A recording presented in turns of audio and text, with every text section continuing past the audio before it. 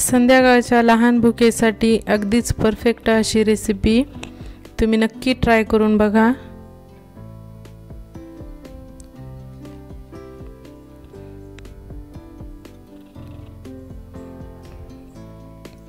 नमस्कार, मी महिमा, स्वागत आहे तुमचं माझ्या आणखीन एका नवीन रेसिपीमध्ये। तर आज मी तुम्हाला स्नॅक्स रेसिपी दाखवणार आहे। त्यासाठी इथं 2 बटाटे किसून घेतलेले आहेत। आता त्यामध्ये 2 कांदे स्लाइस करून टाकू।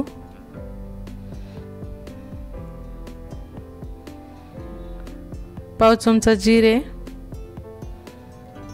पाव चमचा ओवा, 1 हिरवी मिरची बारीक कट केलेली, 2 ते 3 कढीपत्त्याची पानं बारीक कट करून टाकलेली आहेत। त्यामध्ये 1 वाटी बेसन पीठ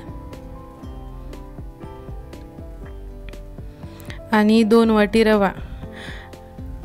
यामध्ये रवा नक्की वापरायचा, याने क्रिस्पी येतं। चवीपुरतं मीठ आणि बारीक चिरलेली कोथिंबीर।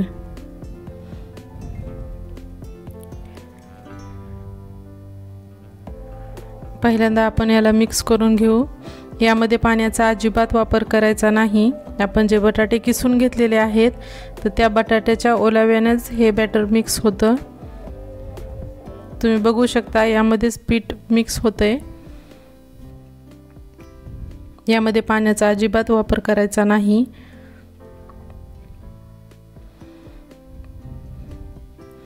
छान मिक्स करून घेतलं की त्यामध्ये हळद पुन्हा एकदा मिक्स करून घेऊ। तुम्ही बघू शकता मस्त व्यवस्थित मिक्स झालेलं आहे।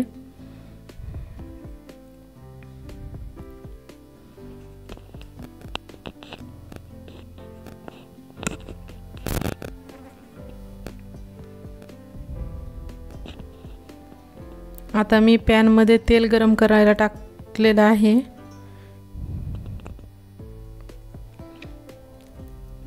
तेल छान गरम करून घेऊया।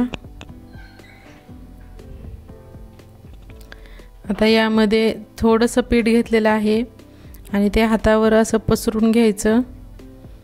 आपण हे तेलामध्ये तळणार आहोत। तुम्ही बघू शकता असं हातावर पसरून घ्यायचं आणि तेलामध्ये सोडून घ्यायचं। याचप्रमाणे मी दुसरंही करते।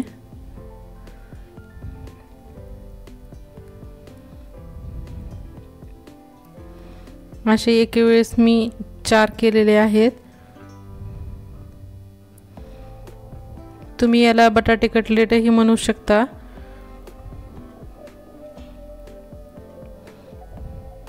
त्या एक साइड परतून झाली की आपण साइड बदलून घेऊ आणि दुसऱ्या बाजूने खमंग तळू देऊ।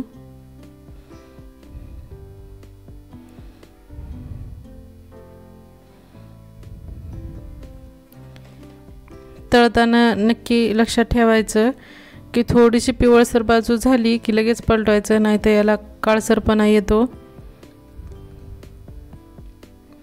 आता दोन्ही बाजू ही छान तळून झाल्या की मी प्लेटमध्ये काढून घेते।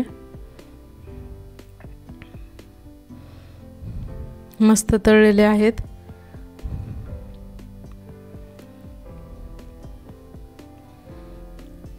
आता मी सर्व करून दाखवते। तुम्ही हे कशासोबतही खाऊ शकता, दही, टोमॅटो सॉस। तुम्हाला माझी रेसिपी कशी वाटली हे मला कमेंट करून सांगा आणि माझ्या चॅनलला सबस्क्राइब करा, लाईक करा, शेअर करा।